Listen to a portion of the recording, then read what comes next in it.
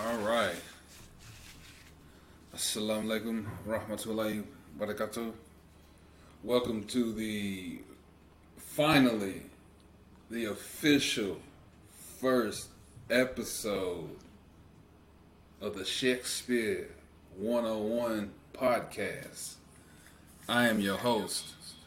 I have a lot of AKAs. I'm just going to give y'all a few. Real name is Leon, aka King Leonidas da Vinci, aka Champion da Vinci, aka King Leonidas, aka I got too many to list.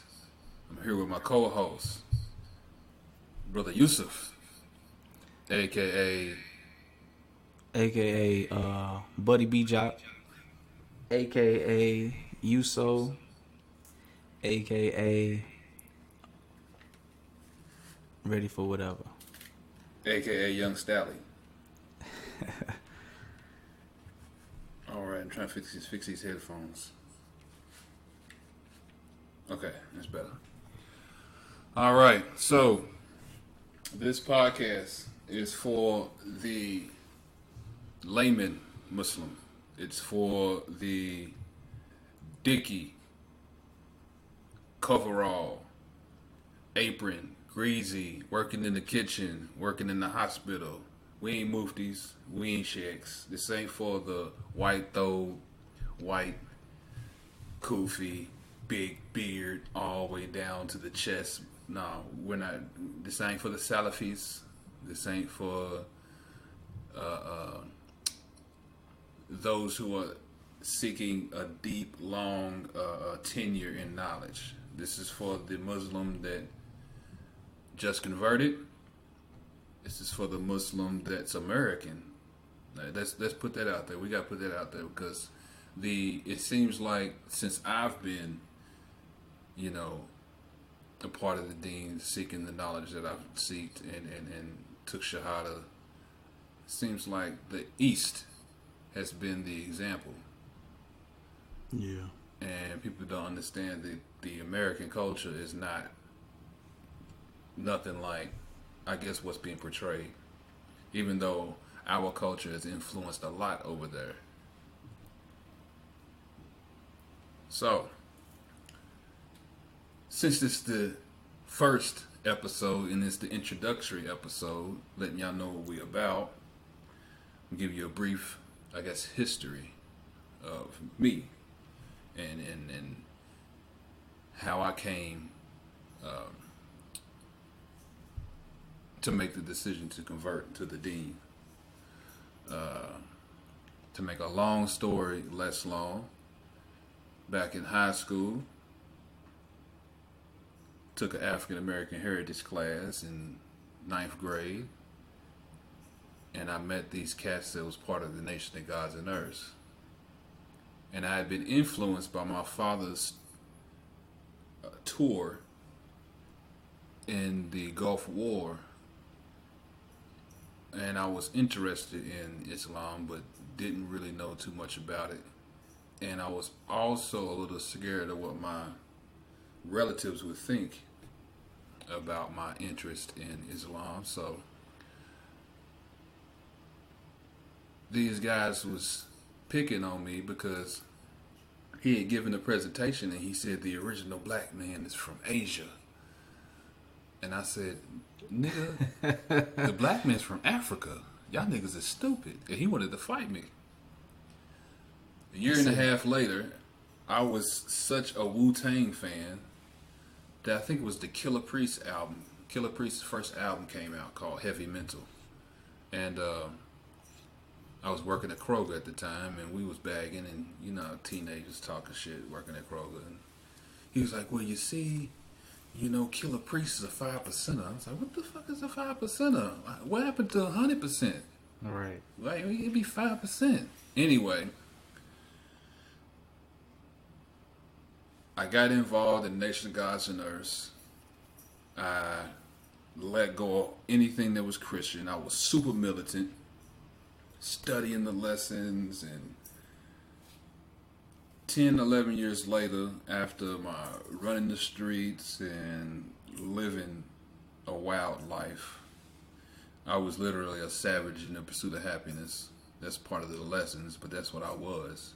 Couldn't tell me I was that then, but I got clean, understood that Nation of Gods and Earth was not going to work. It's, to me today, it's impractical. More power to the brothers and sisters that do it, but my experience, it wasn't fitting well with me.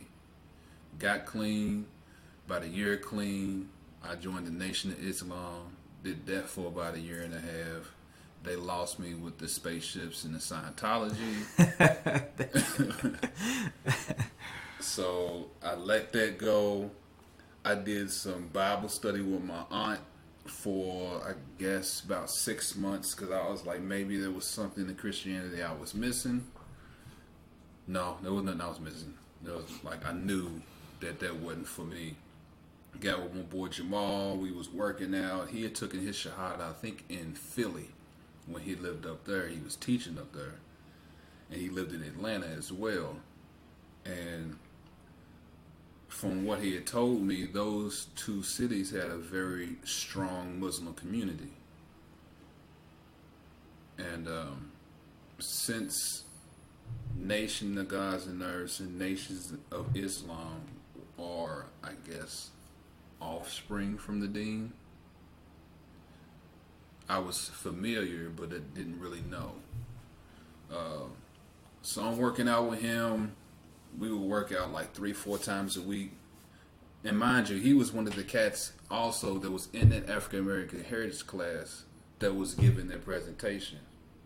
You know what I'm saying? About the black man being from Asia. He was part of the Nation of Gods and Earth at one point.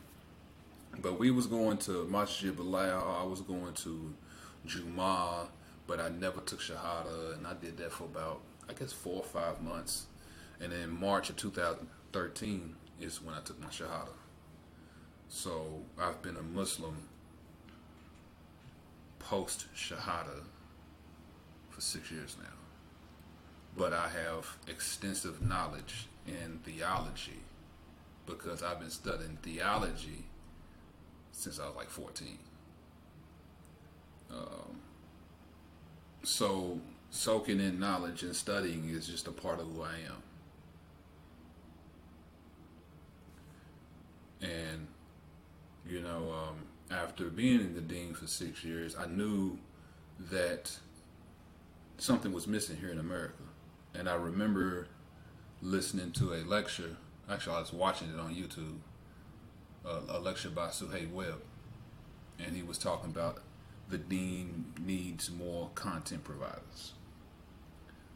Those individuals who are not scholars, who are not imams, who are not sheikhs, but they have good content to provide to Muslims in those pockets of America where there's not many Muslims, Right. where Muslims take Shahada and they're greeted, and it feels like you gotta have all these people helping you out, but after a while you realize you're just there by yourself and there's no teacher, there's no guidance, and there is mass confusion between the Deen and between culture. And the thing about this Deen is it's supposed to be simple. We find that moderate, that balance, that middle ground. Because extremism doesn't always mean terrorists. Extremism can be, from what I've seen, no disrespect, but some Salafis are super extreme. Rigid prayers, they want to argue every point, you know what I'm saying? And it's no different than your, what we used to say about Christians? Jesus freaks. They're no different than Jesus freaks. They're just... I ain't seen any personally. I have seen it in person, and it's not pretty. And it's a waste of time. I'm not arguing with you about hadith. If that's what you want to do, that's what you want to do, but don't come lecturing me. You know what I'm saying? But anyway, that's my brief history. And we'll get more into it as the podcast goes along. But those are some points, I think bullet points I'm going to put out there. Stuff in between we'll talk about as this goes on. So with you said the Nation of Islam was talking about Scientology? Yes.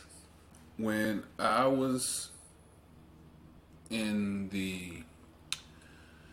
I think they call it the study groups, because if you don't have a mosque in the Nation of Islam in whatever city you are in, it's called a study group. You have to have 50 registered Muslims in the Nation of Islam in a city to apply to have a mosque. And Lexington probably has 50 registered Muslims, but they don't. They ain't got one? Well, they don't participate on a regular basis. And that's also because, there's confusion, man. There's supposed to be no compulsion in this deen. However, when you're in the Nation of Islam, it feels like there's compulsion. Like you have to do this and you have to do that. You can't do this. And if you do this and you break this rule, you are, quote unquote, excommunicated from all the believers other than the brother minister in the area. That's tough. Yeah. I took my excommunication like a champ. I was like, yeah, I'm ready. Why'd they excommunicate you for? Because I'm a recovering addict. This September, I have 11 years clean. At the time that I was in the Nation of Islam, like I said, I was coming up on 2 years clean at the time I was in, and there is no fornication, which there's no fornication in the deen itself, but in Nation of Islam, if you get caught fornicating, it's a year of excommunication. So you can't show up to like study groups or nothing like that? No. 1 full year, and the only person you can have communication with is the brother minister in that area. So, you're talking about a cat who ran the streets rampant from the time he was 16, 17 to 27. And you're going to tell him you can't get none, or you excommunicated. Mind you, I've also only had about 2 years clean. So for me, not getting high was way more important than not getting none. Yeah. I was faced many a nights like either I'm going to get high or I'm going to get some. And I'd rather get some than get high. What I was told when I told them that was, oh, if you had gotten high, you would have been only excommunicated for a month. They didn't say that before? No. But still, I don't want to get high, fam. Right. Because, see, if I get high, I ain't going to stop. Right. I don't want that life anymore. Right. Plus, to me, it seems that I should be excommunicated longer for getting high, for putting poison in my body, than sleeping with somebody.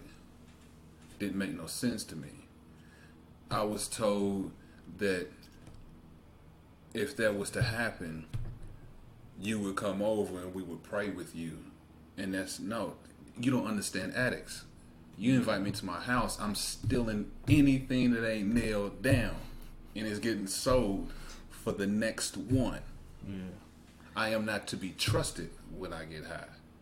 If I get some, I'm still the same person. Yeah. Because I have never met a woman that makes me want to steal to get some more of what she got. But when you talk about dope, it's a totally different story. Yeah. So, like I said, that on top of the whole Dianetics and the Scientology thing, and then the mothership and spaceships and the wheel is like, you know what, fam, I'm good. They still talk about that to this day? Yeah, they believe that, man. They believe that Master Farad Muhammad and Elijah Muhammad on the mothership, which is New Jerusalem. This ship has the capability of recreating the Earth's surface. Anytime there's UFO sightings, it is pretty much what they say is that's a sighting, that's a sign from Allah, because Allah came down in the person of Master Farad Muhammad. Oh, another thing is, we are gods, little gods. Something else that it made sense when I was in the Nation of Gods and Earths, but when I left the Nation of Gods and Earths and realized that there's only one supreme being and I ain't him, Right. I can't attribute that to anybody else. So give me your brief story. It's really a short story. It was back, probably after high school. You know what I'm saying?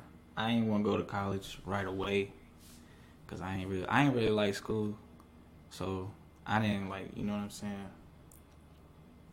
I just wanted to chill. Basically, I just wanted to take that year off at least and chill. I remember I was hanging out with my peoples a lot, hanging out with my friends, doing this, that, and the other. And I was walking back to my house with one of my friends, and I was talking to him. I was like, "Man, I don't know if I believe in Christianity no more." And I was telling him I was praying the other day, and at the end, I was like, had this really long, heartfelt prayer about some stuff I was going through, this, that. And I was telling him, I was like, at the end of the prayer, and I was like, "In God's name I pray, amen." And then I was like, do I need to say the same prayer and then say in Jesus' name, amen? So then I was like, man, I don't know. So then I told him I'm agnostic. You know, I believe there's a higher being that created me and everybody, but at the same time, I just didn't feel at home with Christianity. I was watching YouTube. I was on YouTube, and I was watching some Tupac videos, music videos, you know what I'm saying? Because that was my guy. And he had a music group called The Outlaws. And then one of the Outlaws named Napoleon. And I remember I was watching some videos, and I seen on the side there was a video of Napoleon giving a speech, and he was in like this white thobe with a kufi, and it was talking about how he became Muslim and Islam and all this. So I just happened to click on it. I don't even know what made me click on it. You know what I'm saying? I was watching music videos. I was at the crib watching music videos, and I just happened to click on this speech. And after watching that speech, I was like, man, I need to give me a Quran so I can read it for myself. You know what I'm saying? Because I've never read the Bible. I never read the Bible front to back. I don't know many people that's read the Bible front to back like a normal book, other than you, I guess. Most people, you know what I'm saying, they pick this part, that part, and they read, you know what I'm saying? But I ain't never been around nobody that's like read the Bible front to back like an actual book. So I read the Quran, you know what I'm saying? My mom was going through some stuff. She was going through surgery and stuff, and I remember I was in a real mental space that I wasn't used to.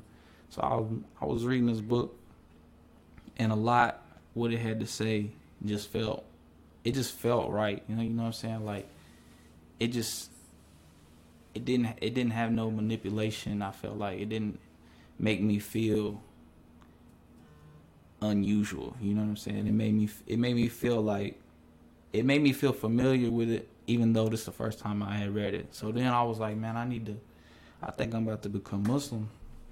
And I remember I was telling my friends, I was like, man, one day I'm gonna stop doing all this. I'm gonna become Muslim, blah, blah. I was like, I've been doing some research.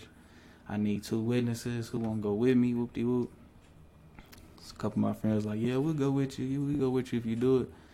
So I was looking up, I looked up a couple of places, and I went down to the masjid on Limestone. That's the only one I found. I didn't even know about Masjid Bilal. I went to the one on Limestone, knocked on the door, nobody was there. Knocked on the front door, nobody was there. So then we was about to leave, and we was getting in the car, and I turned around and I looked, and there was this guy in there walking in, and I was like, I had that brief moment where I was like, man, I could just come back another time, or I could go ahead and go in here right now since he here. So I was like, all right, let's go. Went in there, talked to him. He was just a guy coming for prayer. I told him I want to take my shahada and everything. And after they prayed, I took shahada with Brother Omar. Rest in peace. He took my shahada. And then that's when I met Muhammad Saifullah. And they was all coming up to me, congratulating me and everything. Muhammad was like, man, I seen you sitting in here. I thought you was already Muslim with your beard. I was like, nah, bro, I'm not no Muslim now. I'm Muslim now, but you know what I'm saying? So I was like, it's cool. And then a lot of brothers started to help me do my prayer. I remember I came in one time, and I started doing a prayer.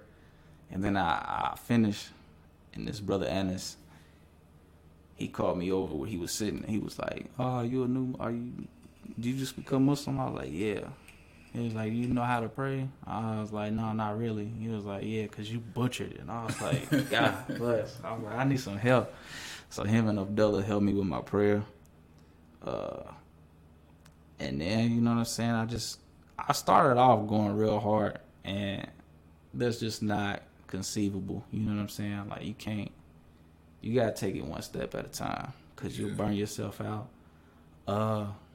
It's funny you say that. One thing is funny that the brothers already thought you was Muslim. That's the same thing they said to me. Had this beard that you got, right? I had this beard that I got right now. Well, I had my beard because in the Nation of Islam, you have to shave. Like, you can't have a beard. Yeah, you can't have a beard in the Nation of Islam. And also, I have a habit of tucking my jeans in my socks, because I don't like the back of my jeans being under my shoes. Yeah. And I like showing my shoes off because I got a shoe fetish. So, like, the brothers just thought I was Muslim. It's like, your pants are above your ankles and you got the beard. I'm like, nah, fam, that's just who I am anyway. Yeah. So I just, it's funny. I became Muslim. I was going so hard, and I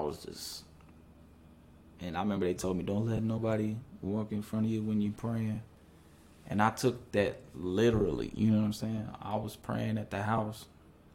I was in my brother's room, and I just happened to be praying. Was in there playing the game. Azan go off. I was like, all right, let me make prayer real quick. I'm making my prayer, and he was about to walk past me to go out the room. And, like, I'm in the middle of my prayer, and I just stuck my arm out like, no, you can't walk by me. And it was like, in my mind, I'm like, ain't supposed to let nobody walk past me. But at the same time, I'm supposed to be focused on my prayer. You know what I'm saying? So it's just little things like that. You learn. You know what I'm saying? It's you just learn as it goes along, because from what I know, there was a time where, and I may be wrong, but I remember listening to a lecture where someone was talking about prayer, and it was talking about how, like, Prophet Muhammad sallallahu alaihi wasallam was in the middle of the prayer, and he had to open the door for somebody. So he stopped, opened the door, and then continued. Now, I might be wrong. It might be a Sahaba that did that, but there are certain circumstances, you know what I'm saying? Yeah. And these are things that we should know coming in, that this deen is made easy for you. Right. And also, the Prophet did not teach everybody the same. Oh, side note. Sister Azadi, my wife said she's going to get here as soon as she can. She'd like to have dinner. She asked me to turn the TV on, and I said, can't do that. The mics will pick it up. I'm listening to you. All right, I just wanted to say that because before she was like, you didn't tell them that. But yeah, like, this deen is made easy for you, and he didn't teach everybody the same. Like there was an old man who asked the Prophet, peace be upon him, could he kiss his wife or be intimate with his wife without intercourse during Ramadan? And the Prophet said yes. A younger believer asked him, and he told him no. That's because they're two different people. Yeah. The older man should have more self-control.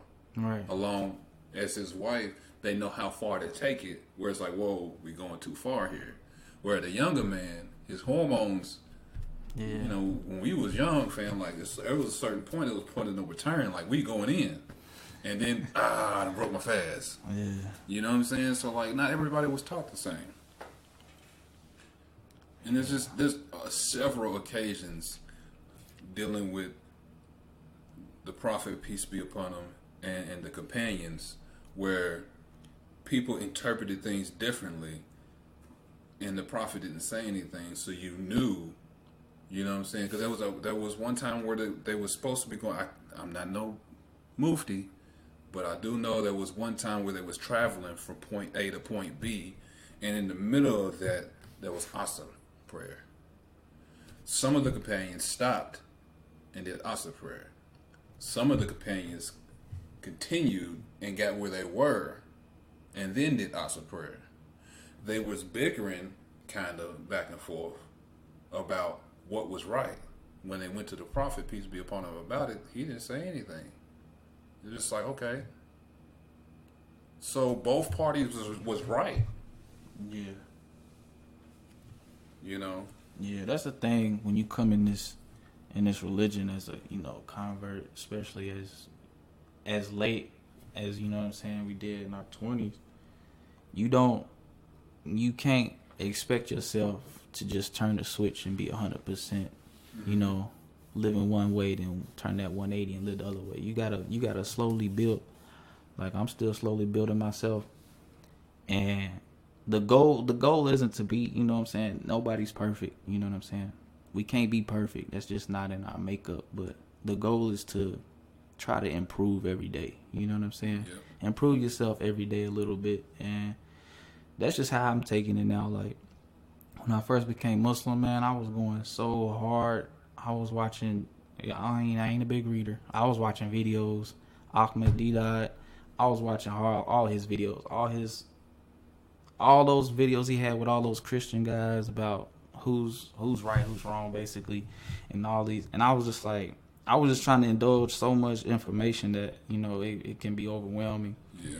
And then at the same time, you got family and you got friends, that don't really understand. Like, you trying to do this to better yourself, to become a better person, to do what you think is right, and everybody always, think you change. You change. You're not the same person. It's like, and I feel like I'm the same person. I'm more of a better me, but I feel like I'm the same person. But I feel like more people changed around me. You know what I'm saying? They treated me different more than I treated them, and I mean, I'm not mad at nobody because we all human, but I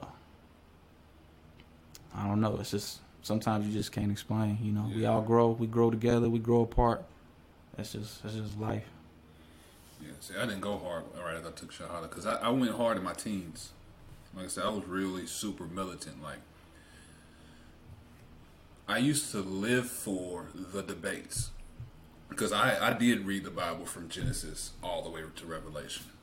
Like that's the reason. That's one of the main reasons why I left. It's because this book is supposed to be the Word of God. You find out it is quote unquote inspired by the Word of God. You're reading it. There's flaws. There's contradictions. You find out later on that none of the authors you were told that were the ones who authored the book, they really didn't author it. These are copies passed down from a time where only 5% of the population could read or write. That had questions about that. It's translated from Aramaic and Hebrew. Aramaic is a dead language. You can't even go back to check if it's real. You meet people who are in the clergy, graduated from these schools of theology to be preachers, and they telling you straight up like, hey, some of this stuff don't make no sense and it ain't supposed to. You know, you read those books in the beginning of the New Testament, and if you read each of the four, Matthew, Luke, John, and the other one, because I told you I ain't no scholar. But when you read them side by side, each book has a different view of who Jesus is. But as a child, when you growing up, Jesus, peace be upon him, as a child growing up, you're not told that. They're taking bits and pieces of each book and putting this story together. But when you read it side by side, there's a clear distinction on what, I guess, the disciples or who the disciples seen him to be. And then when you realize who Peter was, who was Saul of Tarsus, he was a persecutor, a clear enemy of Christianity starting out. Then all of a sudden he has a vision on the road to Damascus where Jesus comes down and tells him that he's going to be the one who is to further the gospel. Why not the first 12?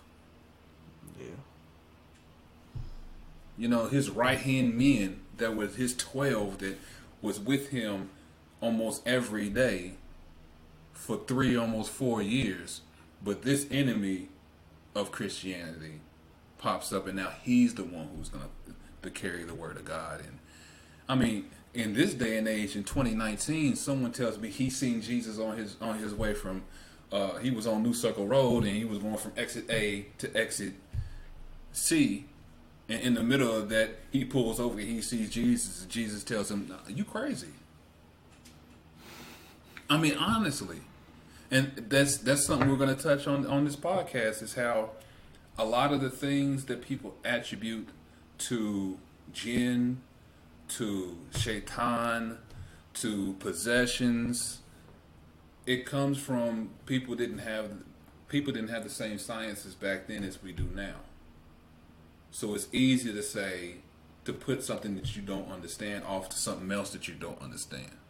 Yeah. You know what I'm saying? Because I'm gonna tell you right now, from my studies in this deen, there's no such thing as possessions.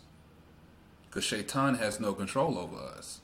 It talks about in the Quran where on Judgment Day, those who try to blame stuff on Shaitan, he gonna say, whoa, I had nothing to do with that. I have no power over you. I just whispered. I just pointed, and you did the rest. So if that's what's said, how can he take control over your body?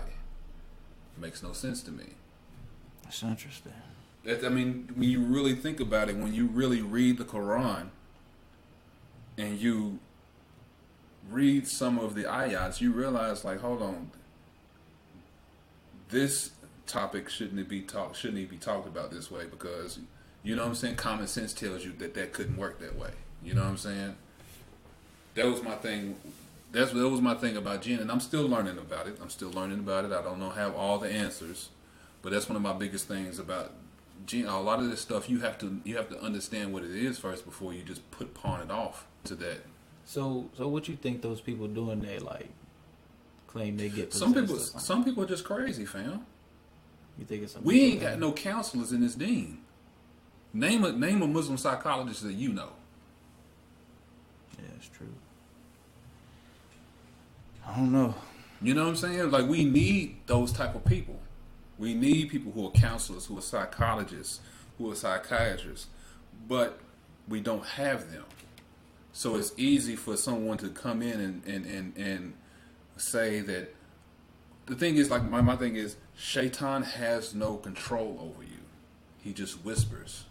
So you think, okay. That's what waswasa is. So, I got you. So, we be seeing these people that be possessed, you know, they be having videos on the internet or whatever.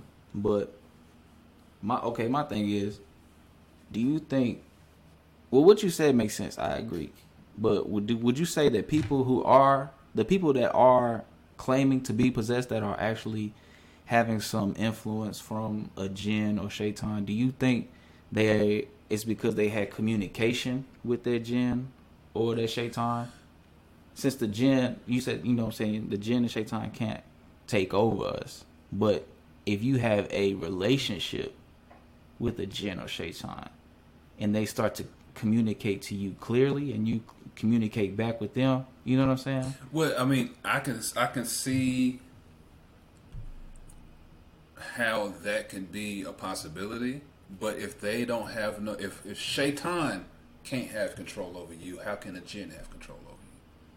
Right. Because shaitan is the first and foremost most powerful jinn. That's my biggest thing with superstition. Like, you cannot give something more power than Allah. Allah is the all powerful. Right. So to say, if I break a mirror, it gives me 7 years bad luck. Yeah. It doesn't work that way. Yeah. Because there is an ayah in the Quran that says, if something is to harm you, it could be an army, whatever it is. If Allah does not allow it to harm you, it can't harm you. If something is to help you, you can't. There's no such thing as a good luck charm. Yeah. That charm doesn't have more power than Allah. You see what I'm saying? Right. So if shaitan is the clear enemy of man, he told Allah he's going to lay in wait for you. He's going to be the one. And he doesn't have control over you. How can a lesser jinn have control over you? I get what you're saying. What I'm saying is, like, though, not the people that, like, try to resist getting, you know what I'm saying, either possessed or whispers or whatever. I'm talking about those people that's like, okay, say you call somebody on the phone, you talking to them, and then, you know, you got your friend back here talking. You're like, oh, let me hand him the phone and talk. You know what I'm saying? Something like this. Does that make sense? Like somebody give control over to him? Something, not, I wouldn't say give control over to them, but give them the ability to maybe appear. I mean, that could, like I said, I could see how there could be a possibility. However, at the same time, for me, it still breeds superstition, which is what Muhammad sallallahu alaihi wasallam came to dispel. Right. It just that's part of the reason why you don't hear about a lot of the miracles. Yeah. From Prophet Muhammad sallallahu alaihi wasallam, because he wanted to do away. Because you got to understand, the Arabs were a very superstitious tribe. Okay. They were very superstitious. I mean, we're talking about people who would bury their daughters after birth because their thought is that's a bad omen. Yeah, that's tough. You know what I'm saying? We're talking about a very, I mean, Jahilil is very ignorant people. People who would carve idols out of food, but when they went hungry, they ate it. You know what I'm saying? Like, we're talking about people who were, like, severely misguided. Right. So if Prophet Muhammad sallallahu alaihi wasallam said, I came to do away with superstition, how do we still have it today? That's something that has to be questioned. You know what I'm saying? Because, like I said, from my experience, a lot of things I've seen in this deen ain't no different from Christianity. We attribute some things that make no sense from a deen that's supposed to be very simple. Yeah, I don't believe in superstition. But you gotta understand, I don't believe in superstition either. But I had to realize that even though I don't believe in it, in a lot of areas, I was still very superstitious. That's true. Because from where I was raised, we wasn't raised Muslim. Right. So when we come into this deen and some things are said, and it's like, hold on, man, that don't make no sense. You know what I'm saying? Like, that don't make no sense. Like, this is what The Quran is the word of Allah. It says Shaitan has no control over you. But then someone says, I was possessed by demons. Yeah. You can't contradict the word of Allah. You see what I'm saying? Yeah. And that's, to me, that's stuff I had to question. Like, hold on, fam. So what is this really about? And that's when I started studying more about jinn and possession and magic and stuff like that. Because, for instance, what's the word I'm looking for? Horoscopes. Right. Like, we're not supposed to do horoscopes because the jinn and fortune tellers, the jinn could give people bits of information. Like, how? Yeah. Everything from what I understand is Allah is nothing like His creation. So if Allah is nothing like creation, anything outside of Allah is all in this realm. Okay, yeah. So if someone says they're a fortune teller, they're not getting no information from jinn for real. There's something practical behind that. Magic. Oh, this magician's getting his skills from the jinn. How? People like to say, if they don't understand it, they put it on stuff they don't understand. So basically what you're saying is people don't communicate with jinns. Can't nobody prove it to me yet, so I don't believe it. Oh. Because it can be, if it exists, it can be proven beyond a shadow of a doubt. All right. Until you can prove it to me, you're just trying to say I don't understand it, so I'm gonna blame it on something else I don't understand. Yeah, I get that. Because most magic is due to misdirection, due to illusion. It has nothing to do with a realm that we don't even understand. Until I can see it, I don't believe it. And that's just real, because everything outside of Allah can be dealt with our five senses. I mean, at the same time, we can't see the jinn, hear the jinn, or anything. And that's a part of it. You know what I'm saying? We can't sense them or anything. But we know they're there. We know they're there because we were told they were there. See, if Prophet Muhammad sallallahu alaihi wasallam never told us about jinn, how would we know about them? It's true. You see what I'm saying? Yeah. We were told about them, but we weren't given no. The only information we was given from Prophet Muhammad sallallahu alaihi wasallam was that jinn was another creation that was here before man. It's a whole nother world. They have free will just like man does. That Prophet Muhammad had some jinn convert. Other than that, everything else, really, when you really get down to hadiths and all of that, there's so many differences of opinion on what's real, what's a strong hadith, what's a weak hadith, what hadith needs to be thrown out the window.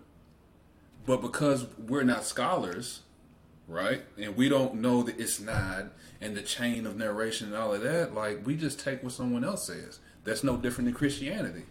That's what I grew up, just because the preacher said it, so we might as well believe it. Like, no, that's not what Islam is about. Islam is about facts. Right. So, this is a question I had thought of the other day. We live amongst the jinn, right? We live not amongst them. We live in a coexisting world, but separate, right? Like a parallel Right. universe almost. And basically, people say, like, you know what I'm saying, jinn live in your house, jinn live in all these places. You know what I'm saying? We just can't see them. It's another world. You know what I'm saying? So what happens? First off, do jinn have jobs? That's a good question. I don't know. Because it's like, look, I was thinking about this the other day. There's a lot of buildings that go vacant in our world. You know what I'm saying? Be up for sale.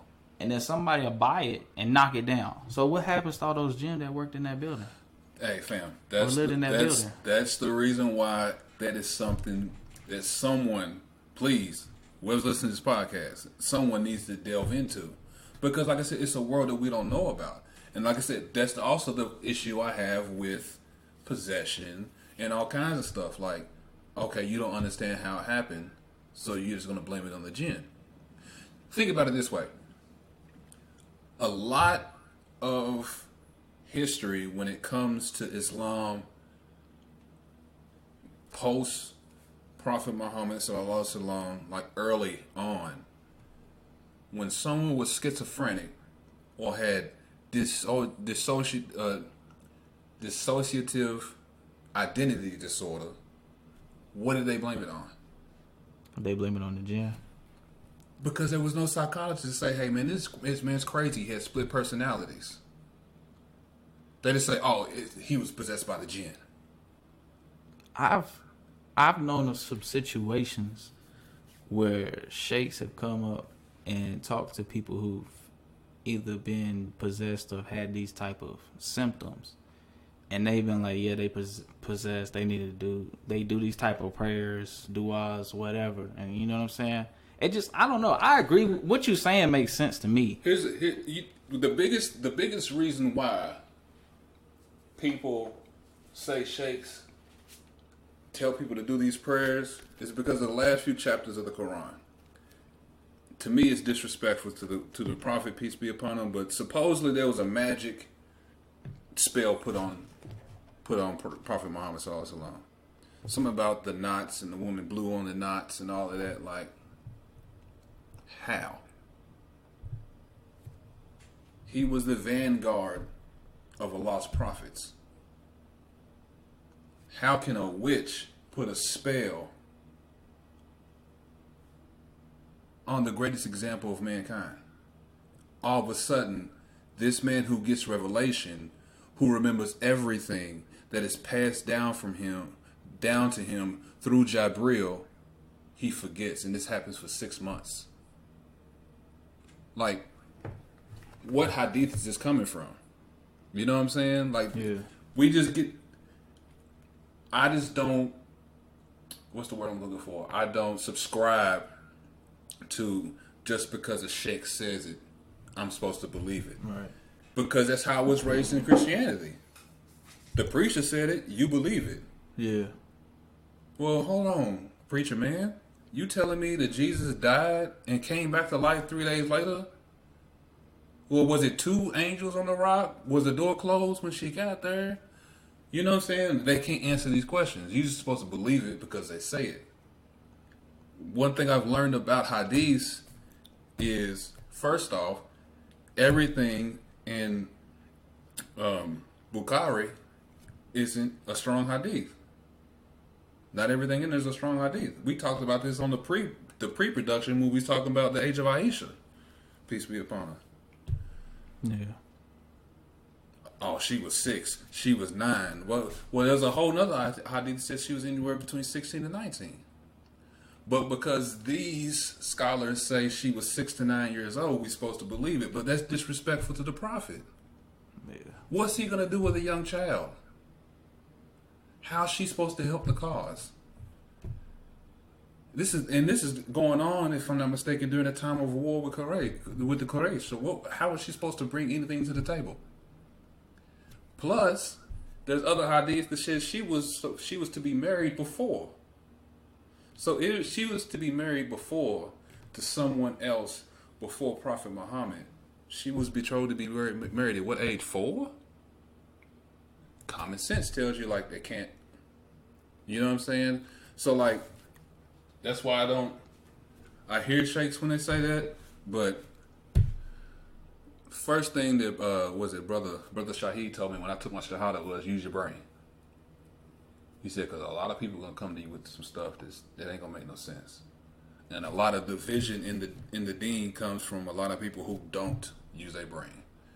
They hear lectures because this brother said he came from Cairo or wherever. He comes over in his white thobe. They just believe him, and it's like, no, that's the reason why Christianity is the way it is. Because someone gets a degree, gets a sheet of paper and some ink, and they've done some study in it, we just supposed to believe them, and that's just not the case. Everything that we're given, we're supposed to go back and fact check. Because from my understanding, blind faith isn't allowed in this deen. Just because someone says something don't mean you just go and do it. You know what I'm saying? So like, I'm still learning about the jinn. I have so many questions about what they are, but I don't want on the day of judgment to be questioned about something I didn't understand it, so I just automatically put it on another creation of Allah's. That's true. Oh, I understand it, so I just said the jinn did it. I didn't do no research to fix the situation, to help the situation, to better understand how it works. You know what I'm saying? Like, it's the jinn's fault. And that's, you don't help people who actually do have mental issues, who actually do have problems by just saying they're possessed. Just go do this. At one time, people didn't understand addicts. How come they keep getting high? Of course, they probably blamed it on the jinn or shaitan, or they're just a bad person. They don't understand it's a mental disease. There's not nothing. I can't help the fact that if I go out tomorrow and get high, I ain't gonna stop. It takes work. It takes support. It takes self-reflection on my part. Yeah. But I can only imagine back in the 50s and 60s if someone had a heroin problem. Just do these rak'ahs. You'll be all right. It don't work that way. Because once he come up from that rak'ah, he's gonna want to go get high. Yeah. And that's just how it goes. Like, I have to learn more, but I can't just say all possessions are due to jinn. Maybe some of them are. I don't know. But I'm just not that type of person. I've been through too much and have learned, be quite frank, to be very frank, I have learned that men, since time immemorial, a lot of them are full of shit. And they want power. Yeah. And they will mislead people for that sense of purpose. I've been a part of too many organizations to where people personality worship. Your charisma and stuff is so bright, it draws people in. And no matter what he says, I'm going to follow him. And he could be dead wrong about everything. Or he could be dead wrong about 15%. But we'll never question it. Because that's who he is. I mean, look at, no disrespect, look at the Nation of Islam. Louis Farrakhan is one of the most charismatic people I've ever met in my life. Powerful speaker. But I'm sitting in there, and I'm in Chicago. And I feel it. Like the room is electric. He's giving his lecture. He's going off, and then when he says, "When my feet lift off the ground, when the ship picks me up, it's over for America." Hold on, fam. Did you just say a spaceship's going to lift you up and teleport you? The other 99% of this room believes that. To me, what? Hold on, fam. So we're descendants of aliens? Is that what you telling me? Or Allah is on this spaceship allowing all this stuff to happen and he ain't doing nothing about it? My prayers are going to a wheel in the sky? That's what they believe. But no one questions it. Because that's Louis Farrakhan. Yeah. He's the Moses. Oh no, take it back. He's the Aaron to Elijah's Moses. You know what I'm saying? Like, I'm cool. I can't subscribe to that. That's part of the reason why it took me so long to get in this thing. It's because I've always been that way. I'm just not gonna believe something just because someone says it. Like, you got to show me proof. There's got to be something that makes sense. And that's why we have this podcast here too, for people who don't understand. Like, this is a very sensible religion. Don't listen to what the news tell you. You know, I don't know if you read that Did you read the comments from the post? From what post? From the post that you had with Yeah. that? No, I read some, but it's been like 2 weeks. What do you think about slavery in Islam? Do you think it's allowed? My honest opinion is I don't know. Because on one hand, it don't make sense for one man to own another one. And then on the other hand, I can see where somebody doesn't have anything, and in order to survive, they go and work for somebody. I don't know if it's slavery in the sense of how they was beating people in roots. I don't know if it's to that extent. I think it's more to something that's like a maid butler type of deal. Well, the thing about slavery, when it comes to Islam, is for one thing, it's multifaceted. You had some people who were in debt to other people, and they became what you call an indentured servant. Right. Then you had most of the slaves were prisoners of war. Like you was in war, you were defeated, you became a slave. Then you had people who were actually free men who were taken. Now, one thing I know about the deen is when Prophet Muhammad sallallahu alaihi wasallam came, he didn't just straight eradicate certain things. It went through stages. Like when he first came, a lot of Muslims were still allowed to drink. It talks about, there is an ayat that talks about don't come to prayer drunk. Further along the line, it was abolished. It's the same thing with slavery. You can't just eradicate an institution just because you jump on the scene. You cause a lot of chaos. It was eradicated. First, he gave rights to slaves that they didn't have before. Then there were regulations for masters of slaves, and then eventually it was completely abolished. There's stages. Nowadays, there's no reason to have slaves. There's no reason. There should be no reason why anybody should have slaves or somebody should be a slave of anybody. Get your ass a job. Yeah. Leave from where you at and find a job if it's that bad. But there should be no reason. Just because governments condone it, don't mean Islam condones it. And that's what I was trying to tell the dude on the Facebook message. Because he was like, Saudi Arabia, Yemen. Just because the government condones slavery don't mean that it's right and don't mean that it's a part of Islam. Right. It's just making that government money, so they allow it to happen. As soon as the government ain't making no money off of it, then they get rid of it. But most of this slave trade shit, it comes from people in power are making money from it. No different than dope here in America and guns. We say it's illegal, but I mean the government floods our streets with it because they make money off of it. That's like a conversation I had with somebody the other day, where they was listening to some C-SPAN, and we was talking about church and state and how we supposed to keep it separate.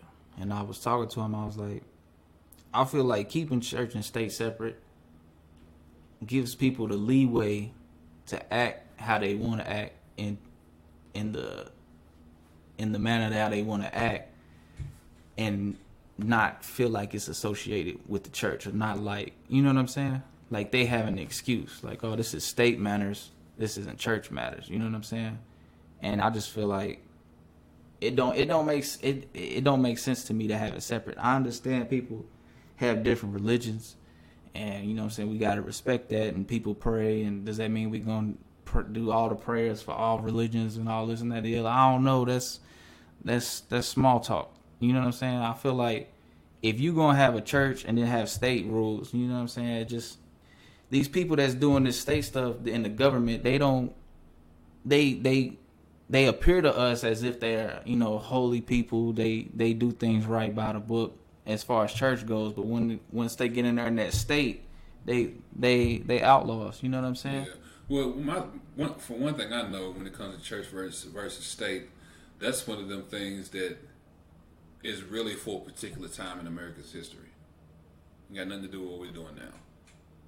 The other thing is, our government ain't no state no more. It's a corporation. Yeah. This country is about money. We are business. You know what I'm saying? Like that's what our country is a business at this point. And if anybody that's listening to this podcast knows that doesn't know, I'm gonna drop something on you. When I think it was 1914, when they stopped the American dollar being backed by silver and gold and created the Federal Reserve, which ain't got nothing to do with America, it's a world bank. United States went from being a country or a government to a corporation. Yeah. We are in the business of money. War funds more than anything. And if you look at the past 20 years, every country we've been to war with, they haven't had a federal bank. And we stop warring with them when we get them a federal bank. It's all about, this is a new age colonialism. That's all it is. If you look at just any world power, they have control of the biggest commodity. Europe was in control of ships, trade, all of that. When cotton became king, that's when America started to take over. When cotton wasn't king no more and machines took over, America shifted from cotton to factories. Now we fighting over oil. Whoever has the oil controls everything. That's also the reason why the race for going green is so crazy too, because whoever has control over that has control over everything. It's all about what's the biggest commodity. What can the world go without? What's the newest fuel that's going to drive more money? It's always been that way. We just get distracted with stuff. That's why we got the crazy. I don't even want to talk about it. That's why we got Trump in office. He's a big distraction, fam. He going to jail as soon as he get out of term. They own him. They own him, fam. They own him. I don't know if he been following. I ain't been paying I've been attention. following, fam. As soon as they said they got Mike Cohen and he snitched on him, and Trump said he was a rat, I said, oh, Trump's hit. Because even if your man's is a rat, you don't say he's a rat. Because when you say he's a rat, you're saying that some of the shit he's saying is true. Yeah. And then they're like, oh, so he's a rat, huh? So what about this is true? Let's do some more digging. Oh, he going. He's going. Especially after he pissed everybody off by shutting the government down for almost 3 months. I've been so pissed. Can you imagine that? You ain't get no paycheck because the president says. They was telling them sell everything, sell what you got. But yeah, that's the thing with slavery. It's not condoned. You know what I'm saying? Like, there's no use for it. Plus, as I stated earlier, like, I mean, you stated that the last time we had this, we recorded was, we got to stop looking at issues and situations of the past through the eyes that we have today. Yeah. You know, things were different back then. Like, there wasn't no such thing as, I mean, hell, there wasn't even TVs. News didn't travel that fast. Like, most travels was a day and two. You know what I'm saying? Like, we can go from here to California and, I mean, if you get in the car and drive nonstop, you can get there in 16, 18 hours. Imagine doing that horseback. Yeah. You know what I'm saying? Like, so times are different. And that's another reason why I think this podcast is helpful as well, is because times are different. You know what I'm saying? Like, I was watching a Q&A the other night, and there was a new Muslim asking, how do they find a partner for marriage? Granted, they in a community where Muslims are aplenty. Like in this community, I feel for people who take shahada and ain't married. That's not of an ethnicity, an ethnicity that appeals to parents. Because one thing I also learned about this dean, some people's parents are rough, fam. Yeah, it's a lot of old mentality. Yeah, some people's parents are rough. Like, oh, he ain't no doctor, you can't marry him. He ain't this, you can't marry him. Like, come on, man. Yeah. They trying to complete their dean. Give them a shot. Yeah, I don't know. Especially if they knew what some of they cheering was doing when they ain't around. This is America, fam. Y'all, hey. Yeah. Some of these kids is lit. It's funny. A lot of these parents don't know how their kids are for real. They think that they're how they are when they're around or how they was when they grew up. But if your kid is raised in America without proper guidance and proper, you know what I'm saying? This is friends, a wild country, man. It can go off the rails real quick. It's just a wild country where anything goes. I mean, it's just the way it is. It talks about that. If you said you ain't never read the Bible from beginning to end, but in Revelations it talks about America. We're a bunch of animals. We have good intentions. As a group, people in general are good. But when you break people down to individual levels, everybody has their own sin. Yeah. Everybody has something that they're just dirty and nasty about. And that's the other reason why I wanted this podcast as well, is because people who are in positions of power, certain people look at them like they can't do no wrong. Yeah. And like the most perfect example we got was Prophet Muhammad sallallahu alaihi wasallam. And even he said that he can't get into Jannah unless Allah forgives him. So I can't look at somebody just because they got this school and they in this heavenly white robe that you ain't doing something foul somewhere. I ain't supposed to be thinking that way. But at the same time, I can't not have that in the back of my head, like, you human just like I am. You know what I'm saying? You fall short just like I do. Yeah. I remember when someone told me I was wrong when I first came into the dean, when I said, look, my goal is to not spend eternity in Jannah. I might spend some time there, but my goal is to get to Jannah. I ain't got to be one of the first ones. Just get me in there.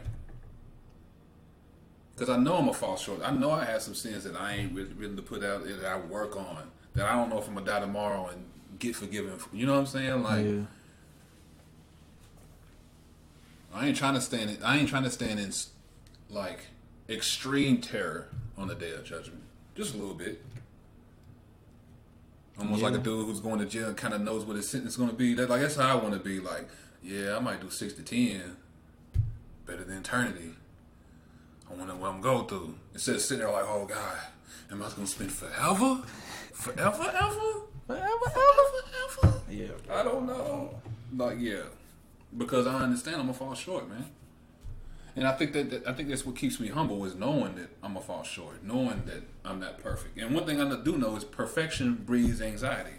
Yeah. When you're out here trying to be the perfect Muslim or be the perfect person, you're not going to... You burn out fast, You're not going to make it.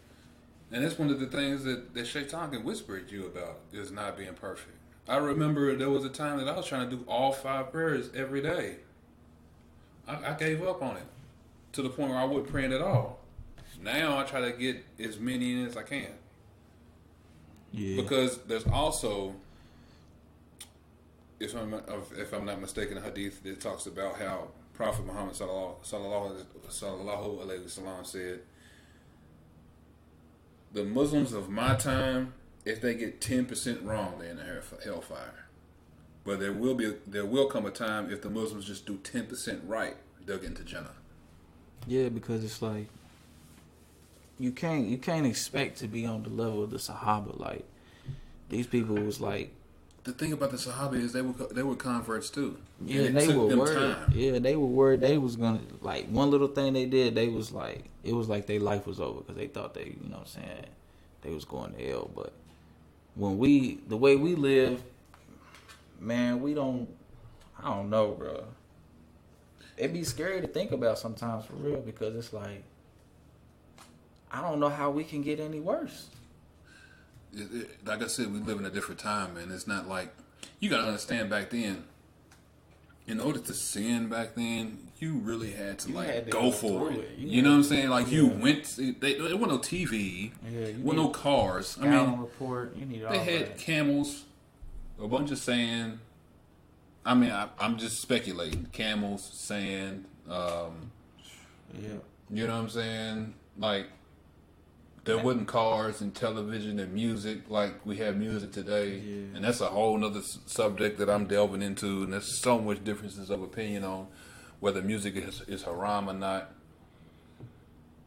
Some people say it is, some people say it ain't. And when it comes to stuff that have differences of opinion on, I just stay mindful of what I'm doing when it comes to it. Because some people say video games are haram. Yeah.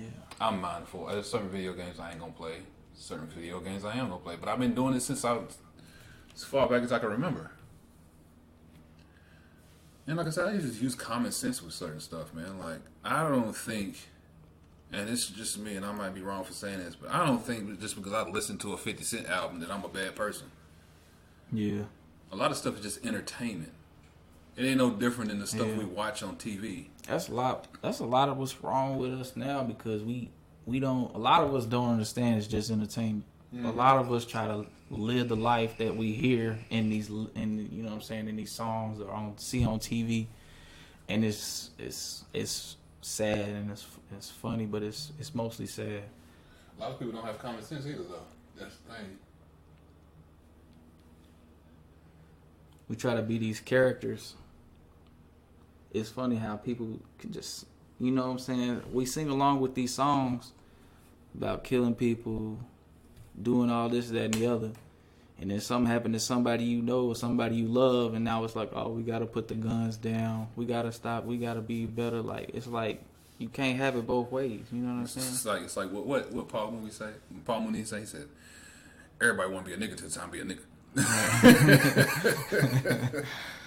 Or the Marines, they say, everybody wants to go to heaven, but don't know. Everybody wants to go to heaven, but don't nobody want to die. Yeah. You know what I'm saying? And that's the mentality. Like, everybody wants to be something until it's time to actually do it.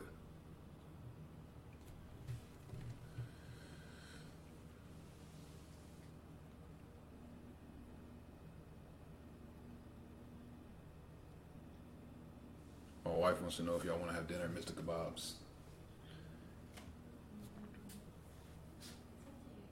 Yeah, we can. Okay. Well, I don't think she understands. Like, we're in the middle of a podcast. Like, I'm just not shutting the podcast down. My wife be killing me with that. She's gonna come make a decision. Like, we can do this. No, we ain't. I'm busy. Yeah, content create, man. This is the age of content. Like, between our phones, laptops, iPads, computers, whatever it is, people want to indulge. You know what I'm saying? It's the Netflix era. We ain't waiting for no commercial about nothing. I don't care if it's, Power Pine Salt, baby. We ain't waiting. We don't want to see that, coach. You know what I'm saying? And I'm ready to just start putting content out, bro. I need to get on my social media tip more. I don't know, when it first came out, it was fun, and then it stopped being fun. Because, see, I remember there was a time where there was no social media. Yeah. So, like, I know how to live without it. Yeah. Like, a lot of people don't know how to live without it. Like, they have to post something. They have to be on there. I can't breathe. I can't breathe. If I get on, I don't even get on Facebook that much. But when I get on Facebook and I see these posts, you know what I'm saying? These, they my friends, they my family, whatever. But when I see these posts, and it's just like, that's unnecessary. Like, that, how did that go from an inner thought to a whole post? Yeah. Like, you can't think without making it public no more. It's like, I don't know. I don't know. I start itching. I'll be wanting to throw up. My thing is, I think about it, and I want to post something. It's like, what do I say? Even though, like, I say all kinds of shit, and I be thinking like, that's Twitter gold right there. Why ain't I use it on Twitter? And it's like, well, it's too late now. The feeling's gone. Yeah, I be having those moments where I hear or think something, and it ain't nothing like paragraph where I gotta read. I don't understand how people write 2 and 3 paragraph posts. They ain't got nothing better to do. It just be like a sentence I hear in my head or like a Tupac lyric. I'm like, man, y'all need to, man, keep your head up, baby. You know what I'm saying? But as far as content creating, I'm just trying to do a little bit of everything for real, because there's an avenue for everything. I'm just waiting to get the second bedroom together. Get this desk, get my monitors. You know what I'm saying? Give me a nice little camera. Because I do plan on, like, giving people more of me, you know. But this is the start. This is the beginning right here, the Shakespeare 101. I got another podcast I'm thinking about doing by myself where I just completely rant about shit that nobody care about. I be ranting. Oh, I got some rants for you. I got some rants. She be having to hear my rant sometime, and I be like, I'm sorry, I'm ranting right now, but I'm feeling passionate about this right now, and it's got to get said, and you right here right now, so. So, other than, you know, hadiths, questions that we answer from comments or what have you, I mean, what else do you want to, you know, like, touch on? Like, I mean, I binge watch. I watch a lot of movies. I keep up with music still. I keep up with a little bit of entertainment. Some of it I'm not keeping up with. I'm not even going to waste my breath talking about because it's nonsense. For instance, the R. Kelly thing. It's about time. My thing is with the R. Kelly thing, it's funny, I just watched that video like I didn't watch either yesterday or the day before. I don't need to watch it. I watched it. I saw the video from the 90s. I already know. I had to watch the video. I don't know. I mean, I'm not trying to get in a conversation about it. I just feel like I'm 50-50. Like, I have no idea because I wasn't there. I don't know. I don't know R. Kelly. I don't know these women. You know what I'm saying? And not to say that men do these things to women. Like, they obviously, I know, you know when you come across some people how they talk, like, oh, you one of those. You know what I'm saying? But at the same time, not every woman is the mother of Jesus. You know what I'm saying? Like, let's go ahead and get that out the way. Like, this is not what we, you know what I'm saying? Well, see, my thing with him is not so much of the women. It's for 30 years. Oh, yeah, consistency. This man's been doing this. And now y'all want to get him. And then he gets on there, and I know when I was doing my dirt, and you caught me, I could cry real hard. I'd go all of that. Like, the nigga lying. That's just what I'm saying. The nigga lying. He did that. You know what I'm saying? And it's like, okay, you know, it's take your punishment like a man. You did it. You got caught, fam. And that's the reason why the law is looking into it. Is because that's a criminal enterprise. That ain't something you've been doing by yourself, especially with somebody who don't know how to read or write. R. Kelly doesn't know how to read or write. So you telling me he been doing this for years? He don't know how to read or write. Fam. R. Kelly don't know how to read music, my G. He's talented. He's one of those who's naturally talented people. And the reason why he's been moving the way he's been moving for so many years because he made so many people so much money. I gotta teach you how to read and write. So let me ask you this. And this is another conversation I had with somebody one day. It was when we was talking about Louis C.K. Is there a realm where you can separate the person from the content they created? You know what I'm saying? Like the music or the stand-up. You know what I'm saying? Because after whatever happens with R. Kelly or Louis C.K. or Bill Cosby, does that mean you're not gonna listen to, you know what I'm saying, I Believe I Can Fly no more? They're not gonna move you? Here's the thing. If it was someone I actually listened to, it'll probably be hard. But honestly, I don't know when's the last time I listened to any R. Kelly music. People talk about Michael Jackson. Nigga, I don't listen to Michael Jackson. I used to. But I'm not pulling no Michael Jackson off the iTunes like, beat it! Like, I'm cool on it, fam. Like, I don't know. Louis C.K., don't really know who he is. But I think there's a difference between someone getting caught once doing something and someone being known for it. Yeah. And when you're known for doing some messed up stuff like that, you're known for it. It's not so much I can't separate it. Yeah. You're known for it. So now I have to look at the content you provide in a different eye. Like, what did this really mean? What did that really mean? Yeah. You know what I'm saying? I have to look at it in a different light at that point. If you're known for it. R. Kelly, he was known for it. Louis C.K., he was known for it. Harvey Weinstein, he was known for it. Russell Simmons, he was known for it. Certain people are just known for doing foul stuff. Some people just get bored and they get caught. But if you're known for it, and in this day and age, you can't hide anything. It was easier to hide stuff like that. I mean, we was watching, what was we watching? The Ted Bundy thing, documentary on Netflix. I seen that. I was Fam, gonna watch it. I looked at my wife, I said, they can say what they want to say about us nowadays. Niggas was wild in the 70s. Yeah. They was wild in the 70s. The abduction in plain sight. Did you watch that? Nah. Fam. Okay, so this dude was a pedophile and basically took this family's daughter from them, married her at a young age, and had her brainwashed. Had the family brainwashed. This was in the 70s. I said, y'all wild in the 70s, fam. Like, oh. I don't know what y'all was on in the 70s, but you can say what you want about the 80s, 90s, and 2000s. Y'all was wilding back in the, what was it? What's the word they say about the 70s? Peace and love age. Yeah. Fam, when you watch it, see, we can't really talk. That's why I said I gotta know what you be watching and stuff, because I be watching all kinds of stuff I want to talk about, man. Like, because there's a lot of stuff that's on TV that needs to be talked about, especially for those in this deen and they see it and they think like, oh no, like we need to talk about it because this stuff exists. It's not just about hadiths. It's not just about your beard. It's not just about Ramadan. It's about people are sick.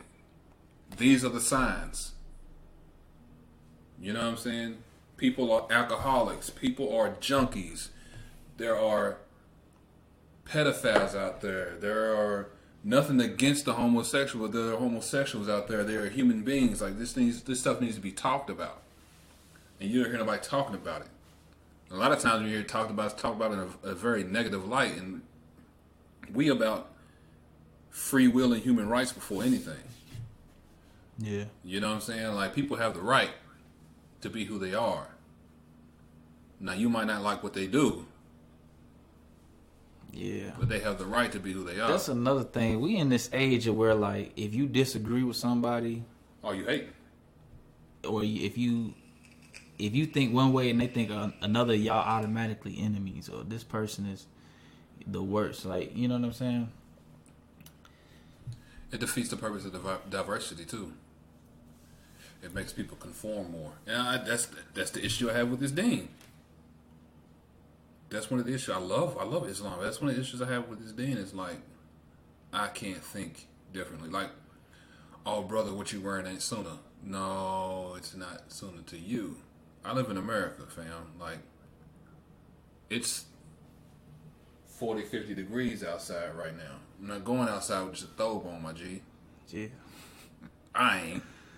I'm putting some long johns on and put some jeans over top of them.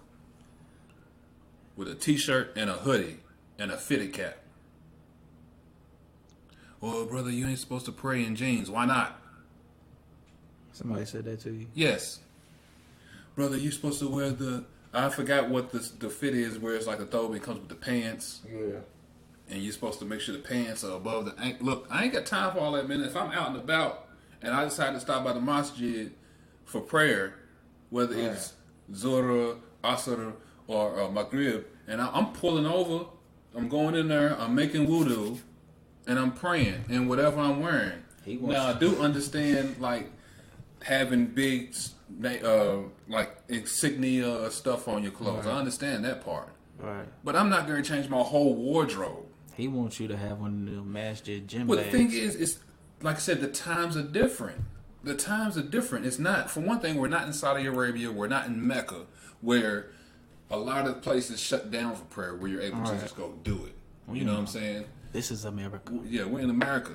And if I'm out and about, I'm not changing clothes. For instance, my wife, she works at a job. She can't wear a hijab. She won't make no money. We don't live in an age where, you know what I'm saying? Yeah, we live in a very judgmental time. A very easily manipulated judgmental time. It's easy for them to jump on Fox News and say this, that, and the other. And, 85% of America is running with it. More than that, because, Muslims only make up 1% of the American population. And that's only like 3 million. So if you got 300 million people in the area, we only make up 3 million of it. The most saturated areas is going to be Detroit, Philly, and Atlanta. Yeah. There's Muslims scattered, and people have no idea who we are. And my wife was in a meeting where a dude, they had a sales meeting at the beginning of the day, and he was going off about them Muslims over there. Them Muslims, they didn't know she was Muslim. Yeah. Well, he didn't know she was Muslim. The other co-workers knew she was Muslim. But because she carries herself in a manner, they were upset for her. And that's what this podcast is for. Because if it wasn't for her being, I guess, I don't want to take the credit, but if it wasn't for my example and what I've helped her with, it'll put her in an uncomfortable spot. Yeah. A lot of people would have stopped being Muslim in an environment like that. You know what I'm saying? Yeah. And that's what we have to stop. My wife said, "Do y'all want food?" You not hungry? Are you sure? She's gonna bring it. 10 minutes later, she's gonna be hungry. You sure? Are we all going to Mr. Kebabs? No, she's supposed to bring some here. I'm gonna say yeah. I'm gonna say yeah. She gonna eat. Why she gonna eat? I'm gonna say yeah. You the guest. You the guest. Herbie'd be alright. I want another one. And the crazy thing is, like, I didn't like cats, and then took Shahada, met my wife. We moved in. Like I told you, I didn't go hard when I first took Shahada. So, like, I met my wife. She moves in. She brings the cat. I'm like, I don't like no damn cats.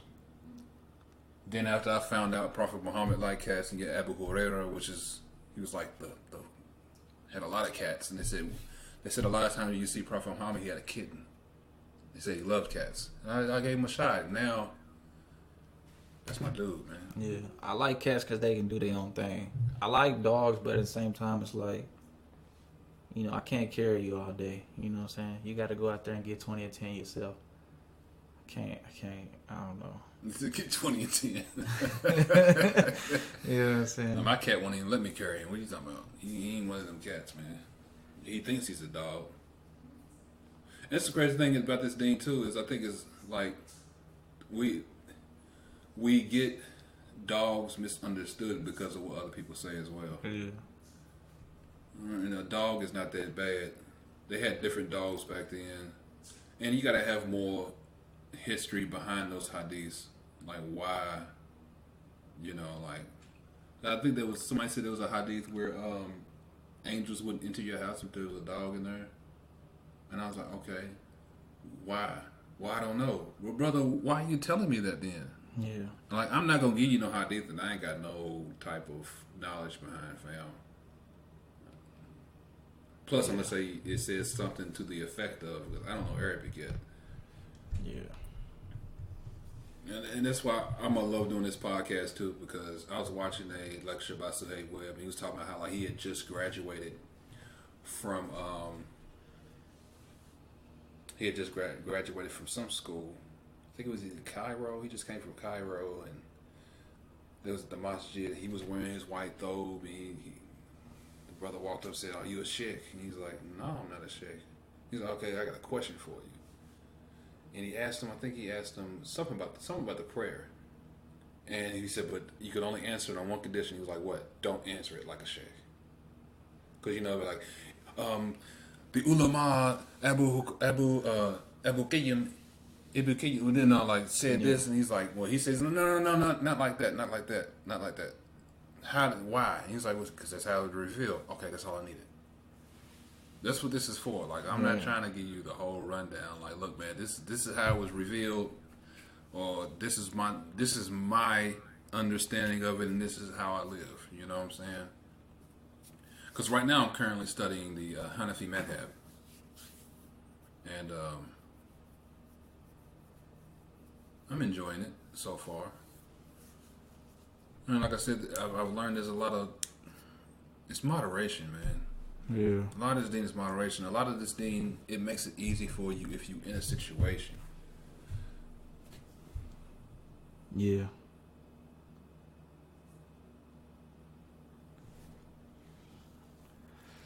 Who do you listen to today? Who did I listen to today? Who do you listen to? Like what lectures? What right now? Right now I just been listening to Noman Ali Khan. I've been listening to some of his talks, and it's more so. Lately, I ain't gonna lie, I've been listening to it more so for a connection, cause you know what I'm saying. I've been working a lot at work, and it take up a lot of my time, and I ain't got time to do this, that, and the other, and I just be sleeping. So when I got a chance on my way to work, I'll listen to a little bit of a lecture. But right now I'm just in a mental space where I'm just trying to find some traction on peace. You know what I'm saying? And like I said, I did it wrong in the beginning. Like trying to go hard and learn everything it's impossible. You're not gonna be able to do it. And right now, I'm just trying to gradually get back into it. But at the same time, it's hard to find and talk to someone who has that everyday type of knowledge or talk. Nowadays, when you're listening to these lectures or something, sometimes it happens at the masjid during the khutbah. You know what I'm saying? They're giving the khutbah about something that's overall, it's great and it does need to be talked about. But at the same time, after I leave here today, how is this gonna help me in my day-to-day life? You know what I'm saying? Yeah. Like, you're not reaching me. You know what I'm saying?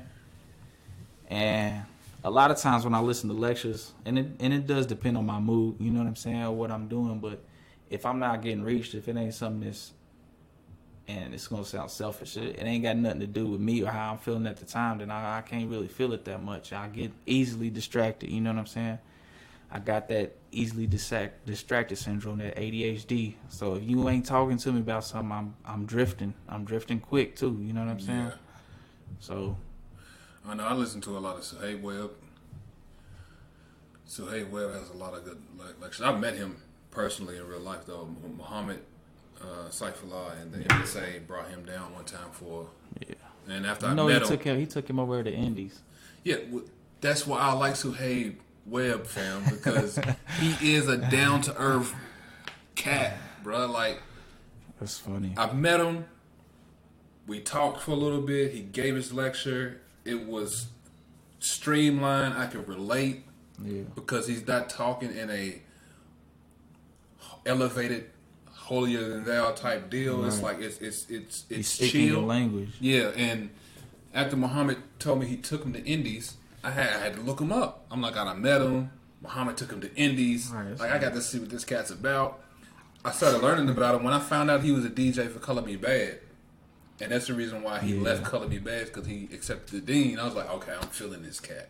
And I'm going to be honest, anytime I see a white Muslim that I can relate to that's close to my age group, I automatically connect. Because the discrimination and the racism and the prejudice that they're getting, I can relate to. Yeah. Because we have that in this deen. Yeah. You know what I'm saying? Because the first time I saw a white Muslim family, my mouth hit my jaw dropped. I'm not gonna lie. I was at the masjid on Friday, and a white guy walked in. And I'll still be. It's not like shock. It's just like, oh, hey, man. Now, the first time I seen an all white Muslim family, I was, what? And I was in the Nation of Islam at the time. So, like, Nation of Islam, we went to the Eid prayer after Ramadan, and this is when they had it at where the KBA plays at. Yeah. That way, Hamburg. Not Hamburg. No, next to the road. Yeah, next to the road. And you know that big gym, and we're standing there, and I'm in my suit. You know how Nation of Islam is. I got my bow tie. I'm clean, part all that, trying to look all. The whole, I mean, it was a husband, his wife, and he had like 4 kids. And I was like, and at the time, I didn't know what to say. But today, I know my thought was, mashallah, like, what is this? Like, this is awesome. Yeah, it's got to be a struggle. Oh, it is a struggle. I mean, my wife talks about it. You know what I'm saying? My wife talks about, like, when I first took her to Masjid Bilal, and a lot of the sisters thought she was Syrian. Really? Yeah. And when they found out she was white, it was like, oh, for real? Oh, okay. You know, but still, like, they thought she was Syrian. And then, just, she was telling me how she had been treated a couple times. And I'm like, well, welcome to America. what I go through on a regular basis. You know what I'm saying? Like being Muslim and being black is like... Well, for one thing, they automatically think you get it in prison. Like, why I gotta go to jail? Yeah. Why I gotta go to jail to get Islam? How come I just couldn't accept it? Some of it also comes from, I remember Imam telling me, I forgot his name, but Muhammad had picked them up. They were speaking at the academy. It was during Prophet Muhammad, peace be upon his birthday weekend. They had the brother that's actually from Elizabethtown, I forgot his name, but he's from here in Kentucky. He came to give the class for the weekend. And then another brother came to speak, and that brother was telling me a lot of it comes from people who are born in this deen are jealous of us because we got to choose at this time. We have a certain barakah that comes from choosing the deen at this time in history because we chose at a time where it's not favorable to be a Muslim. So he said some of it ain't got nothing to do with racism or prejudice. It has something to do with they know what barakah we getting. Because he said he had to admit that he's lightweight jealous because we got to choose. We wasn't born into it. Yeah. We were raised something totally different. We seen the deen, we seen the beautiful nature of it, and we chose to be a part of it, even though it's similar to that one hadith that talks about holding a hot coal. You know what I'm saying? Yeah. I'm not in. Yeah, that's funny because it's like when you hear people who was born Muslim say they're jealous of you, I be thinking like, bro, if I'll be so happy if I was born Muslim, like you know so much, you grew up in this is second nature to you. Like I'm over here, I'm low key solo. I ain't even know y'all. Jonathan was my cousin, but at the same time, like ever since his brother got married, mashallah, you know what I'm saying? It's been a ghost town over here. You know what I'm saying? That's how it is after you get married, Doc. Like, what are you I talking mean, about? I know how it is, but what I'm saying, I mean, but the funny thing is, he told us it was gonna be like it. Yeah, Like, man, he y'all, did say it. when I get married, y'all not gonna see me. And I was like, yeah, whatever, bro. But he meant that, Yeah. but yeah, when I be seeing people, I ran into a guy, Kasim, at the masjid one day, and I was like, man, I didn't know you was Muslim, man. I said, how come you ain't tell me in middle school what was up? He was just like, oh man, I don't know. I was just like, man, these people born Muslim, man. It's just. Well, it's because one thing I've learned about a lot of the individuals that come from overseas, they try to assimilate. They want to fit into American society. That's one of my biggest beefs because I ain't assimilating to nothing. I'm already part of it. Yeah. You know, my thing is I need to be the best version of me I can be. So assimilating ain't even a part of my vocabulary. I say that because I work in a hospital. I've seen a lot of those doctors at the masjid. You wouldn't know they was Muslim if you seen them in the hospital. That's what I'm saying. Like, So a lot of Muslims are hiding in plain sight, and to me that ain't cool. To me. Now I'm not saying I'm right or wrong, but I'm not trying to hide in plain sight. You know what I'm saying? Like, part of my beard comes from me shaving every day in the Nation of Islam, and I hate shaving. Another part of my beard is because I'm a Muslim. yeah, I want you to see my beard and know there's something different about the nigga right there. yeah, You know what I'm saying? yeah, I tuck my pants and my socks because I have a predisposed. It makes me feel funny if my pants are hanging on my shoes. I don't like my pants bleeding on my shoes. But it also comes from that's something that's significantly part of what a Muslim is. yeah. Like, you know what I'm saying? Like, because at one point I was thinking about getting all my pants hemmed that way. I just haven't gone through it. Let me be honest, I ain't got the money. I ain't gonna pay somebody to hem all my jeans. Nah, I'm cool. you got money, I ain't got the time, bro. No, I know somebody can do it for you. Brother don't mind doing it. I ain't got the time, man. I be wanting to do so many things. It's crazy, man. I just ain't got no time, man. Bro, prioritizing. And that's the thing about being in this deen at this age too. Is like, I mean, honestly, I know if I had gotten this deen, if I was like 17, 18 years old, accepted, I'd have definitely went overseas and studied. For real. Yeah. I mean, I got the deen when I was 31.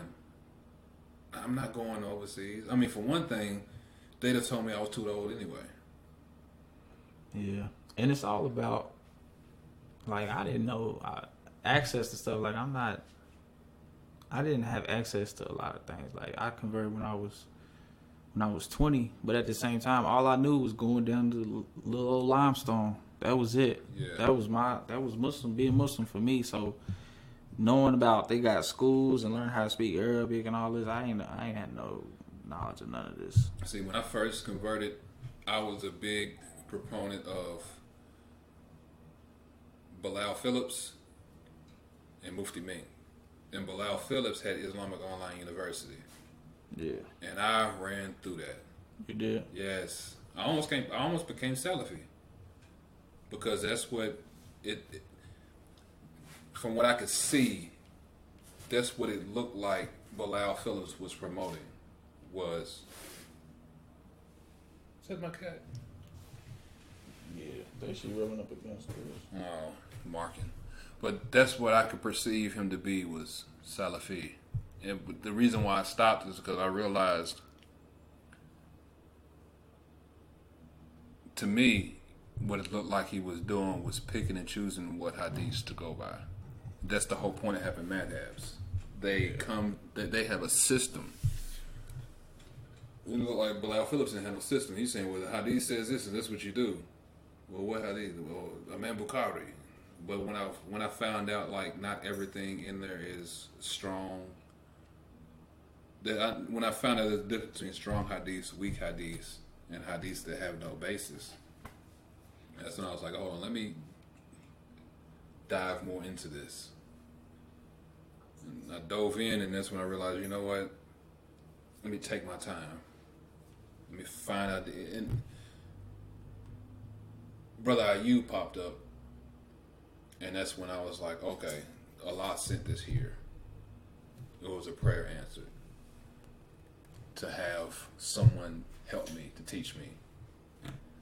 Because I remember being in the masjid like, hey, we need classes, we need this, and they was like, they weren't trying to hear that. They weren't trying to hear no classes, no programs, none of that. I have an issue with that too. Like, why? Why is there no programs? Why is there no classes? Yeah. That is something that this community has to deal with at some point. I don't know if I'm going to step up to do it. Like you said, right now I don't have the time. I don't have the time, and I'm not the most diplomatic person. I am a very aggressive and assertive person. I ain't gonna say aggressive. I'm just assertive. People take it as being aggressive. I don't do passive aggressiveness at all. To me, that's you just being a nice asshole. Yeah. And I'm cool on that. Like, if you don't like me and you want to say something to me, just say it. Don't try to make it sound nice. You don't like me, say you don't like me. You know what I'm saying? If you don't like what I just say, you don't like it. Yeah, that's what it feels like sometimes when you're around like Muslims, because you don't, if you ain't from the same country, if you don't look like them, you know what I'm saying, you don't dress like them, act like them, it's like, oh, alhamdulillah, you're Muslim, but you stay over there. Yeah. You know what I'm saying? I do need to get back into the community, because one thing I can tell you that I love about this deen after I took Shahada was Muslims know how to cook. Yeah. Forget what everybody, hey fam, every ethnicity I've been to, we go somewhere to eat. Yeah. Like, oh, what is this? This is such. It smells good. Oh, it tastes good too. Like, hey, Yeah. I need this over my house all the time. You know I remember what I'm my first Ramadan, and I was like, man, I don't even know where to get this. Like, I don't even know, like, how much I gotta pay, where I gotta go to get this, man. It's just, y'all eating this every night? Yeah, man. My wife finally learned how to, well, I can't say she finally learned how to make chicken tikka masala, but she makes chicken tikka masala, even though she kind of cheats on the sauce because it's already, like, mixed in the bottle. But we have a Muslim friend that taught her how to prepare rice. Right. Change the game. Hey,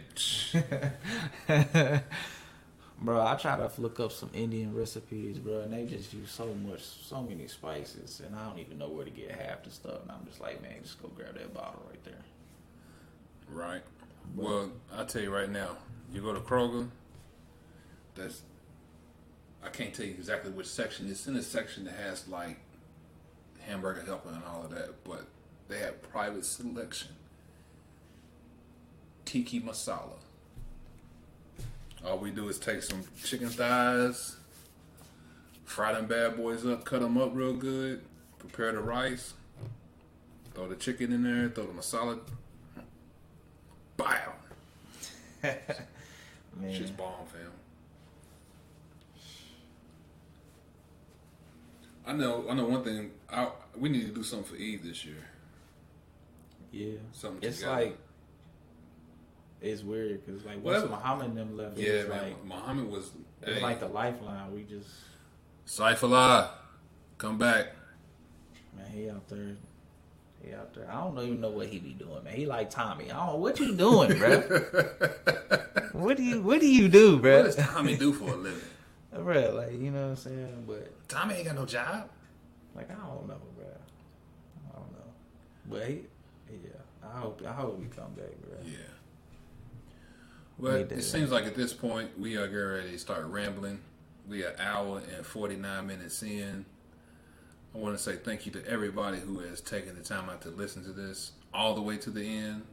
Thank you to those who turned it off within the first 10, 15, 20, 30 minutes, whatever. It don't matter. You tuned in. We got more to come. The next one's going to be a bit more structured. We still learning how to do this. We're going to get some sound effects in there. We're going to get some stuff to talk about more on an Islamic scope and viewpoint. As soon as I get my mans here, Young Stally, to start tuning into some more things. I'm surprised you didn't tune into Abducted in Plain Sight. Like, after you see Ted Bundy confession tapes, like, I don't see how I didn't say, because you like Ted Bundy confession tapes. But no, see, I ain't even watched the Ted Bundy because I just it seemed long. You got, it's not so much about it. It's, to me, man, look. To me, it's part of Dawa. Like, there's certain things I got to know about in order for individuals, in order for me to be able to talk to individuals about things on an Islamic basis. Like, for instance, I don't use secular talk anymore when I talk to people. When I talk about Allah, I say Allah. When I talk about Muhammad sallallahu alayhi salam, I say Muhammad sallallahu alayhi salam. Because you never know what word is going to... Yeah. Like, what does that mean? I say inshallah a lot. I say mashallah a lot. Because this is my deen. Right. I spent most of my life dumbing words down Yeah. because I don't want people to think a certain way of me. It's true. Like, for instance, I say nigga all the time. Yeah. People say, you need to stop saying nigga. Look, I'm going to say nigga all the time. You know why? Because at one time, Christian was considered nigga after Jesus, peace be upon him, died. Christian was not a good word to be called at one time. But now look at it. Yeah. If you're a Christian, you're a Christian. It's a good thing you're a Christian. Yeah. Nigga, And it's, as far as I'm concerned, if I call you my nigga, that's a good thing. You my nigga. Yeah. Bro, it's just... If I don't call you my nigga, I don't fuck with you, man. I don't know. It's just how it goes. You? No. From like the age of like 17 to 22, bro, I went down such a rabbit hole to where it's like, man, if I get back doing that, bro, I'm not gonna be fun to be around. I be talking about stuff people don't want to talk about, and I just be like, man, let me calm down because I be talking about. Hey man, that's why we made this podcast. Let's get to it, fam. Conspiracies and everything. I'm on it. That's what this you talking about. You want to provide content. Yeah, I mean, Get up, Craig. Get up, Craig. Come on, Craig. man, You want to talk about content? Let's get into it. We can talk for days. I mean, you know how many YouTube rabbit holes I fall down? I was on a parasite rabbit hole the other day. Like, oh, I need to get me some turpentine. Let me get rid of all these parasites. Yeah, I'll be man. sick as hell. Man, them rabbit holes crazy, bro. But the beautiful thing is we have it now. Because I mean, one time we didn't have it. Yeah. Can you imagine falling down an Encyclopedia Britannica rabbit hole? How many books you had to read back then? Yeah, it's annoying. Yeah, like nowadays it's just a touch of the phone. You can go wherever you want. But you gotta be careful about shit Google and shit YouTube. Yeah, that's true. Shit Google and shit YouTube had you fucked up out here. Yeah. But anyway, I'm supposed to be ending this podcast.